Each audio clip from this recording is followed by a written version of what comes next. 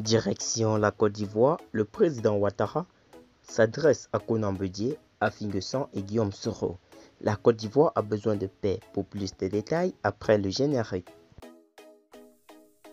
Avant de commencer, n'oubliez pas de vous abonner et d'activer la cloche de notification, car cela va vous permettre de ne plus manquer les prochaines vidéos.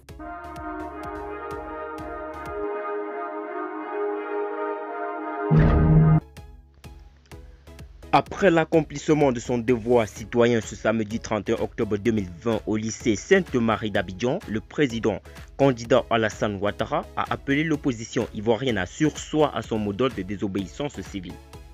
Boycott du scrutin électoral, Ouattara, ce sont des actes criminels. J'en appelle à ceux qui ont lancé ce mot d'ordre de désobéissance civile, qui ont conduit à des morts d'hommes, qu'ils arrêtent parce que la Côte d'Ivoire a besoin de paix, a déclaré le président candidat Alassane Ouattara à sa sortie du bureau de vote 6 du lycée Sainte-Marie d'Abidjan. Ce sont des actes criminels et nous souhaitons que tout ça puisse s'arrêter pour qu'après l'élection, le pays continue le progrès qu'il a connu au cours de ces 9 dernières années, a plaidé Alassane Ouattara. Contestant la candidature du chef de l'État sortant, l'opposition a lancé un appel à la désobéissance civile et au boycott actif du scrutin présidentiel.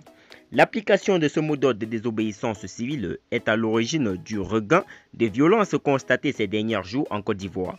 Je veux compter sur l'ensemble de nos concitoyens pour en appeler à la paix, pour dire à nos jeunes de ne pas se laisser manipuler, car il s'agit de leur avenir, a appelé Alassane Ouattara, ajoutant que l'emploi des jeunes est au centre de ce programme de gouvernement qu'il propose aux Ivoiriens pour cet autre mandat.